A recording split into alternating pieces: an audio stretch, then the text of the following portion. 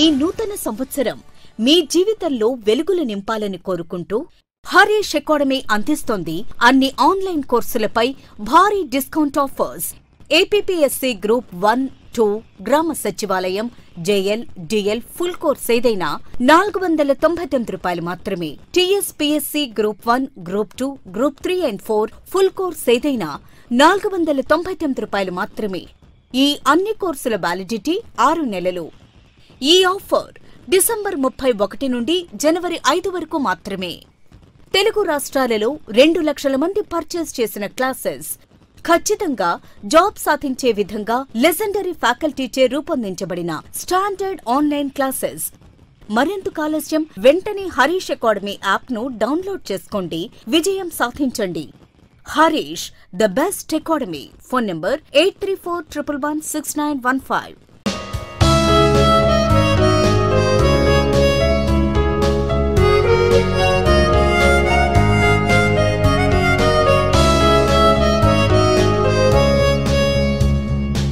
Harish, the best academy. Hi friends, welcome to Harish academy. ఈరోజు వార్తలు నిలిచిన జాతీయ, అంతర్జాతీయ, రాష్ట్రీయాంశాల గురించి, వార్తలు నిలిచిన వ్యక్తులు, అవార్డులు, పుస్తకాలు, మరి క్రీడా సంబంధిత సమాచారం, ఒక్కొక్క అంశాన్ని వివరంగా తెలుసుకుందాం. ఈరోజు ఫస్ట్ టాపిక్ వచ్చేసి యునైటెడ్ నేషన్స్ స్టాటిస్టికల్ కమిషన్ ఈరోజు వార్తల్లోకి వచ్చింది.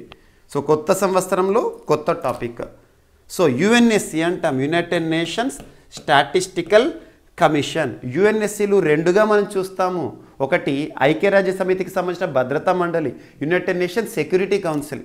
అది కాకుండా ఇంకొక UNSC, United nations statistical commission. Statistics అంటే గణాంకాలకి సంబంధించి ఐక్యరాజ్య సమితికి సంబంధించి పనిచేస్తున్న ఒక గణాంక విభాగం, ఏ స్టాటిస్టికల్ బాడీ ఆఫ్ యుఎన్ఓ అంటాము. ఈ సంస్థ ఎందుకు ఈరోజు వార్తల్లోకి వచ్చిందంటే, భారత్ ఈ సంస్థలో ఒక సభ్య దేశంగా ఈరోజు సభ్యత్వాన్ని స్వీకరిస్తూ వార్తల్లోకి వచ్చింది. అంటే యుఎన్ఎస్సిలో, యునైటెడ్ నేషన్స్ స్టాటిస్టికల్ కమిషన్లో సభ్యత్వాన్ని స్వీకరిస్తూ వార్తల్లోకి వచ్చిన భారత్. మరి ఈ సభ్యత్వం యాక్చువల్గా స్వీకరిస్తూ అంటున్నాను, సభ్యత్వాన్ని పొందుతూ అని చెప్పట్లేదు. లాస్ట్ ఇయర్ 2023 సంవత్సరం ఏప్రిల్ మాసంలో ఈ సంస్థకి సంబంధించి మెంబర్ కంట్రీస్ ఎవరు ఉండాలని చెప్పేసి ఓటింగ్ జరిగితే భారత్ ఆ ఓటింగ్లో గెలుపొందింది. సో అలా సభ్యత్వాన్ని పొందింది లాస్ట్ ఇయర్ ఏప్రిల్ మాసంలో మనం డిస్కస్ చేశాము. సో ఈరోజు అఫీషియల్గా ఈ బాడీలో, ఈ సంస్థలో, ఐక్యరాజ్య సమితికి సంబంధించి అనుబంధంగా పనిచేస్తున్న ఈ గణాంక విభాగంలో అధికారికంగా భారత్ బాధ్యతలను స్వీకరించింది మెంబర్ కంట్రీగా. మరి ఒక సంస్థ వార్తల్లోకి వచ్చింది కాబట్టి ఖచ్చితంగా దానికి సంబంధించిన బేసిక్స్ చూడాలి. ఈ సంస్థ ఎప్పుడు ఏర్పడిందంటే 1947లో ఏర్పడింది. 1947 year is important, that's it. మరి ఈ సంస్థ యొక్క ప్రధాన కేంద్రం ఎక్కడ అంటే న్యూయార్క్. ఐక్యరాజ్య సమితికి సంబంధించి అనుబంధంగా పనిచేస్తున్న ఏ సంస్థ వార్తల్లోకి వచ్చినా ఖచ్చితంగా ఈ పాయింట్ చూడాలి.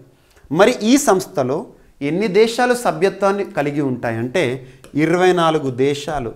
ఆ 24 దేశాల్లో ఒక దేశంగా ఈరోజు భారతదేశం సభ్యత్వాన్ని స్వీకరించింది. ఎన్నికలు జరుగుతాయి. So United nations general assembly ఏదైతే ఉంటుందో దాని వేదికగా ఎన్నికలు జరుగుతాయి. భారతదేశం గత సంవత్సరం ఎన్నికైంది, ఈరోజు అఫీషియల్గా స్వీకరించడం జరిగింది. ఈ పాయింట్స్ గుర్తుంచుకోండి. మరి సభ్యత్వాన్ని పొందిన భారత్ ఎన్నేళ్ల పాటు తన సభ్యత్వాన్ని కొనసాగిస్తుంది అంటే 4 సంవత్సరాలు. ఏ దేశమైనా సరే ఈ బాడీలో సభ్యత్వాన్ని పొందుతుంది అంటే ఖచ్చితంగా 4 years సభ్యత్వాన్ని కొనసాగిస్తాయి. మరి చివరిసారి భారత్ ఈ సంస్థలోకి, ఐక్యరాజ్య సమితికి సంబంధించిన ఈ గణాంక విభాగంలోకి ఎప్పుడు ఎన్నికైంది? చివరిసారి అంటే 2004 yearలో ఎన్నికైంది. సో అప్పుడు వార్తల్లోకి వచ్చిందంటే మళ్ళీ ఈ నెలకు, సో 20 years అనుకోండి. సో ఇప్పుడు వార్తల్లోకి వచ్చింది గణాంక విభాగము. ఓకేనా? సో ఈ పాయింట్స్ గుర్తుంచుకోండి. మన కరెంట్ అఫైర్స్ పాయింట్ ఆఫ్ వ్యూలో, ప్రిలిమినరీ పాయింట్ ఆఫ్ వ్యూలో ఈ పాయింట్స్ పైన ఫోకస్ చేస్తే సరిపోతుంది.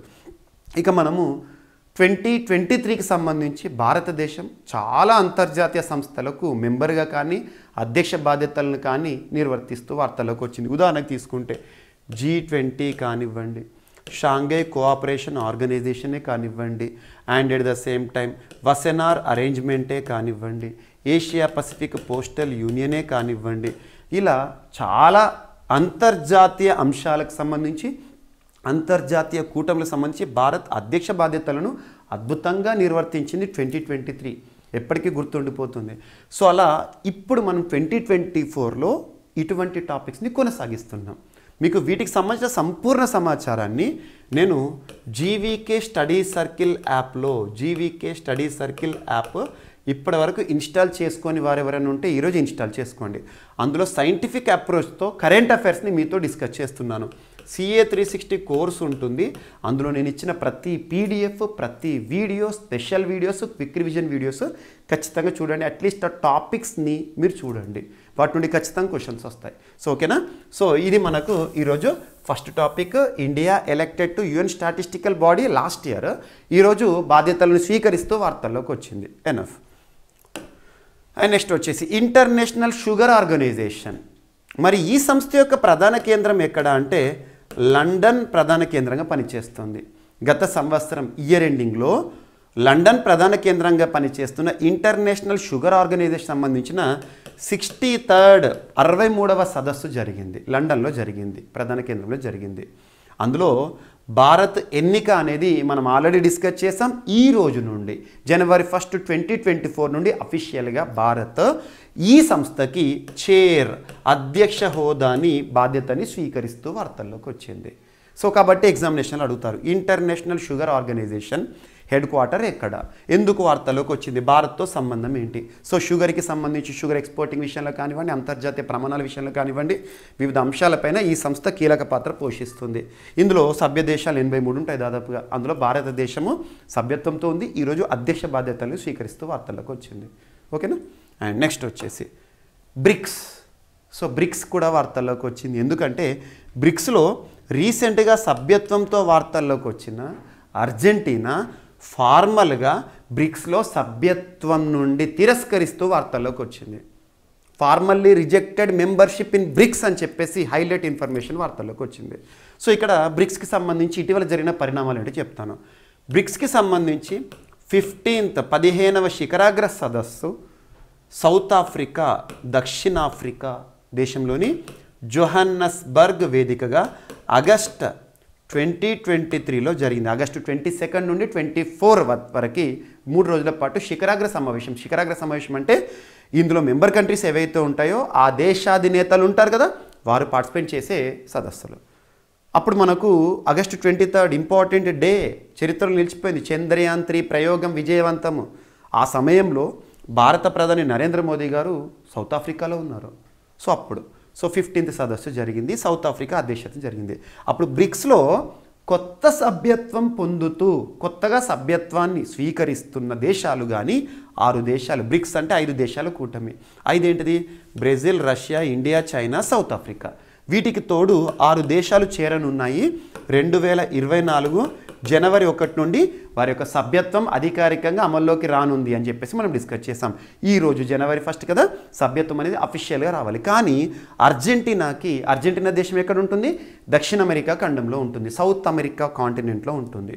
అందులోని అర్జెంటీనా దేశం రీసెంట్గా ఎన్నికలతో వార్తలోకి వచ్చింది. దేశాధినేతగా జావియర్ మిలీ గారు ఎన్నికయ్యారు. ఆ దేశ చరిత్రలోనే అత్యధిక మెజార్టీతో గెలుపొందారు జావియర్ మిలీ.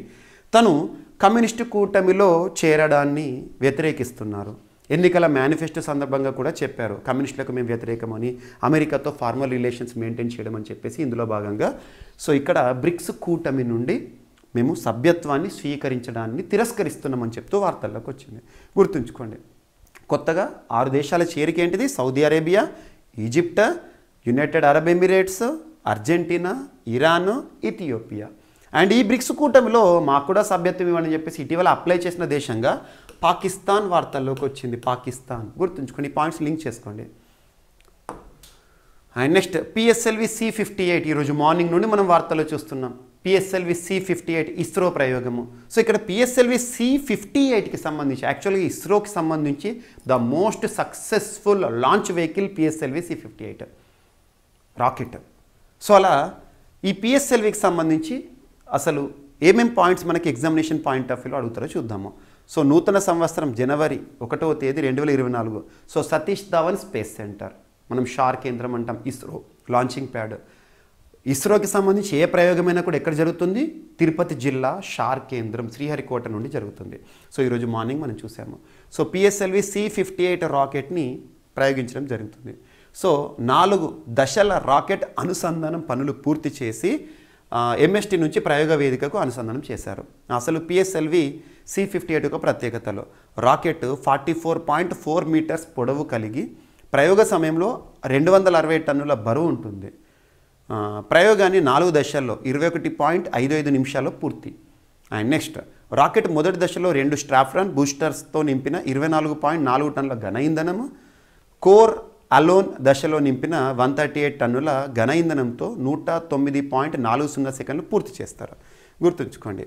అండ్ సో ఈ విధంగా పిఎస్ఎల్కి సంబంధించిన ప్రయోగం ఏదైతే ఉంటుందో ఈ ప్రయోగంలో 469 కిలోల బరువు గల ఎక్స్పోసాట్ అనే ఖగోళ పరిశోధనలకు ఉపయోగపడే ఉపగ్రహాన్ని భూమికి 350 నుంచి 450 కిలోమీటర్ ఎత్తున లియో ఆర్బిట్లో ప్రవేశపెట్టడం జరిగింది. గుర్తుంచుకోండి. సో ఇది పిఎస్ఎల్వి C-58 రాకెట్ ప్రయోగం. ఎగ్జామినేషన్ పాయింట్ ఆఫ్ వ్యూలో ఏదైతే ఇంపార్టెంటో ఆ పాయింట్స్ని ఫోకస్ చేయండి. సైన్స్ అండ్ టెక్నాలజీ భాగంగా మీకు క్వశ్చన్స్ అడగవచ్చు. And India rising high in the case of aviation sector. వైమానిక రంగంలో భారతదేశం అత్యున్నత శిఖరాలకు చేరుతుంది. దీనికి ఆధారం చెప్పాలంటే గణాంకాలను చూస్తే 2014 సంవత్సరం అంటే బిఫోర్ మోదీ సెరా భారతదేశంలో ప్రైమ్ మినిస్టర్ నరేంద్ర మోదీ గారు మే మంత్ 2014లో బాధ్యతలు స్వీకరించారు. బీజేపీ అధికారంలోకి వచ్చింది. ఆ సమయంలో భారతదేశంలోని విమానాశ్రయాలు 74 ఉంటే ఇప్పుడు డబుల్ అయిపోయింది, 2x. సో 148కి చేరింది. భారతదేశంలో వైమానిక రంగం గ్రోత్కి ఇది నిదర్శనం. ఇందులో భాగంగా చాలా అంశాలు ఉన్నాయి. మనం ఉడే దేశ్ కా ఆమ్ నాగరిక్, ఇందులో భాగంగా రీజనల్ కనెక్టివిటీ స్కీమ్ అంటాం. భారతదేశంలో ప్రాంతాల అనుసంధానం, ఒక విమానాశ్రయం మరొక విమానాశ్రయం వేరే ప్రాంతాల్లో ఏర్పాటు చేసి ఒక ప్రాంతాన్ని మరొక ప్రాంతంతో వైమానికంగా అనుసంధానం చేయడం. అలా మనకు డొమెస్టిక్ ఎయిర్పోర్ట్స్ వస్తున్నాయి. అలా భారతదేశంలో ఏవియేషన్ సెక్టర్ అనేది 2023 సంవత్సరం వరకల్లా ఎంతగా గ్రోత్ అయిందని చెప్పేసి ministry of information and broadcasting వారు రీసెంట్గా సమాచారం ఇచ్చారు. అనురాగ్ ఠాకూర్ గారు మంత్రిగా ఉన్నారు. మినిస్ట్రీ ఆఫ్ సివిల్ ఏవియేషన్కి జ్యోతిరాదిత్య సింధియా గారు మంత్రిగా విధులు నిర్వర్తిస్తున్నారు. గుర్తుంచుకోండి. And next Kudankulam. భారతదేశంలో అణువిద్యుత్ కేంద్రాలపైన క్వశ్చన్స్ అడుగుతారు. ఉదాహరణకి తారాపూర్, జైతాపూర్ ఎక్కడ ఉన్నాయంటే మహారాష్ట్ర.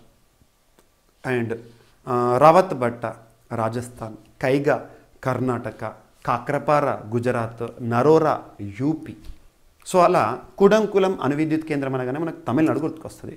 సో రీసెంట్గా కుడంకులం అణువిద్యుత్ ప్లాంట్ విస్తరణకు ఒప్పందం ఏ దేశంతో అని అడుగుతారు ఎగ్జామ్లో. తమిళనాడులోని కుడంకులంలో మరిన్ని అణువిద్యుత్ యూనిట్లు నిర్మించేందుకు భారత్, రష్యా ఒప్పందం చేసుకున్నాయి. భారత విదేశీ వ్యవహారాల మంత్రి సుబ్రహ్మణ్యం జయశంకర్ గారు రష్యా ఉప ప్రధాని డెనిస్ మంతురోవ్ ఒప్పందంపై సంతకం చేశారు. ఐక్యరాజ్య సమితిలో భారత్కి శాశ్వత సభ్యత్వాన్ని మద్దతు పలుకుతున్నట్లు ఆ దేశ విదేశాంగ మంత్రి సెర్గీ లవ్రోవ్ గారు తెలిపారు. గుర్తుంచుకోండి. ఇటీవల సుబ్రహ్మణ్యం జయశంకర్ గారు భారత విదేశీ వ్యవహారాల శాఖ మంత్రి, కేంద్ర మంత్రి రష్యాలో పర్యటించారు. 5 ఒప్పందాలు చేసుకున్నారు. అందులో ఇదొకటి ఇంపార్టెంట్. అండ్ సో రీసెంట్గా వార్తలు నిలుస్తున్న టైగర్ రిజర్వ్స్ కానివ్వండి, వన్యప్రాణి సంరక్షణ కేంద్రాలు కానీ ఇంపార్టెంట్. ఫర్ ఎగ్జాంపుల్ చూస్తే రీసెంట్గా Padmaja Naidu Himalayan zoological park వార్తల్లోకి వచ్చింది. దాదాపు 12 ఏళ్ల తర్వాత అక్కడ సైబీరియన్ టైగర్స్ని సంరక్షిస్తున్నాం. సైప్రస్ నుండి తీసుకొచ్చిన సైబీరియన్ టైగర్స్. అది ఎక్కడుందంటే వెస్ట్ బెంగాల్లో ఉంది.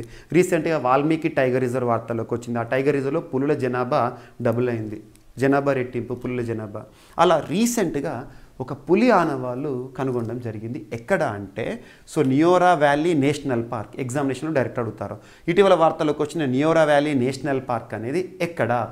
సో కలింగ్పాంగ్లో ఉంటుంది. కలింగ్పాంగ్ డిస్టిక్ అనేది వెస్ట్ బెంగాల్లో ఉంటుంది, హిల్లీ ఏరియా. సో అక్కడ ఉన్న నియోరా వ్యాలీ నేషనల్ పార్క్ గుర్తుంచుకోండి. సో ఎందుకు వార్తల్లోకి వచ్చింది? టైగర్ కన్జర్వేషన్ అథారిటీ వారు ఈ పులిని రీసెంట్గా గుర్తించారు కాబట్టి వీటి యొక్క కన్జర్వేషన్ కోసము ప్రత్యేకంగా నిధులను కూడా అడుగుతున్నారు. ఎందుకంటే పులులను రక్షించడం అనేది మన బాధ్యత. So picture elevation of 10,509 feet అంత ఎత్తులో టైగర్ ఆనవాళ్ళు, రాయల్ బెంగాల్ టైగర్ ఆనవాళ్ళు అనేవి కనుగొనడం జరిగింది. అండ్ నెక్స్ట్ మేనేజ్మెంట్ కోర్సులదే హవా. ఇటీవల ఇండియా స్కిల్స్ రిపోర్ట్ 2024 అనేది వార్తల్లోకి వచ్చింది. Reports in news are very very important. So ఇవేంటో చూడండి. సో ఉద్యోగాల కల్పనలో మేటి MBA చేసిన వారికి 71.16% జాబ్స్, తర్వాత BE బీటెక్ కోర్సులకు ఉన్నత అవకాశాలని. మహిళా వర్క్ ఫోర్స్లోనూ 2nd ర్యాంక్ ఏపీకే. సో ఏపీకి సంబంధించిన అంశాలు ఇక్కడ. దేశవ్యాప్తంగా ఉద్యోగాల కల్పనలో master of business administrative and post graduate diploma in management కోర్సులే అగ్రస్థానంలో నిలుస్తున్నాయట ఉద్యోగాల కల్పనలో. ఆ తర్వాతనే ఇంజనీరింగ్, ఎంసీఏ కోర్సులు ఉంటున్నాయి. ఈ 3 కోర్సుల ఉత్తీర్ణులకే ఎక్కువ ఉద్యోగ అవకాశాలు లభిస్తున్నాయని చెప్పేసి ఈ మేరకు ఇండియా స్కిల్స్ రిపోర్ట్ ఎవరు రిలీజ్ చేశారు? ఇది ఒక టాలెంట్ అసెస్మెంట్ ఏజెన్సీ వారు రిలీజ్ చేసిన, వీబాక్స్ వారు రిలీజ్ చేసిన నివేదిక. ఓకేనా? సో ఇందులో ఏపీకి సంబంధించిన అంశాన్ని ఇక్కడ మీరు లింక్ చేసుకోండి. సో బీఈ బీటెక్ విభాగంలో అత్యధికంగా ఉద్యోగాలు సాధిస్తున్న రాష్ట్రాల్లో మహారాష్ట్ర అగ్రస్థానంలో ఉంది. ఆ తర్వాత ఆంధ్రప్రదేశ్ నిలిచిందంట. ఇండియా స్కిల్స్ రిపోర్ట్ మన రాష్ట్రానికి సంబంధించినవి చూడండి. మీకు లాస్ట్ 2 డేస్ బ్యాక్ తెలంగాణ రాష్ట్రం గురించి చెప్పాను.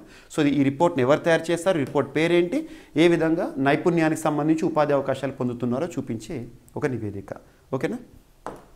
నెక్స్ట్ వచ్చేసి సో రీసెంట్గా వార్తలు ఇచ్చిన వివాదాస్పద ప్రాంతాలు కానీ అగ్నిపర్వతాల గురించి కానీ ఎగ్జామినేషన్ క్వశ్చన్స్ అడుగుతారు. సో ఇక్కడ కనిపిస్తుంది మనకు కురిల్ ఐలాండ్. ఇటీవల వార్తల్లోకి వచ్చిన కురిల్ ఐలాండ్ ఏ దేశానికి సంబంధించింది అంటే జపాన్కి సంబంధించి. ఏ 2 దేశాల మధ్య వివాదాస్పద ప్రాంతం అని చెప్తే రష్యా, జపాన్. సో ఈ ప్రాంతం గురించి చరిత్రలో కూడా చాలా ఒప్పందాలు జరిగినాయి. సో ఎగ్జామినేషన్ పాయింట్ ఆఫ్ వ్యూలో మన ప్రిలిమ్స్ పాయింట్ ఆఫ్ వ్యూలో అడుగుతారు. ఇటీవల డిస్ప్యూటెడ్ ల్యాండ్ కురిల్ ఐలాండ్స్ వార్తల్లోకి వచ్చింది. ఏ 2 దేశాల మధ్య ఇది డిస్ప్యూటెడ్ ల్యాండ్ అంటే రష్యా, జపాన్. సో జపాన్ ఆధీనంలోని కురిల్ ఐలాండ్స్. అండ్ సో చెస్కి సంబంధించి ఇటీవల బ్లిట్జ్ ఛాంప్, చెస్కి సంబంధించి ర్యాపిడ్ చెస్ టోర్నమెంట్ ఇటీవల సమర్కండ్, ఉజ్బెకిస్తాన్లోని సమర్కండ్ వేదికగా జరిగింది. సో విజేతగా మ్యాగ్నస్ కార్ల్సన్ వార్తల్లోకి వచ్చారు.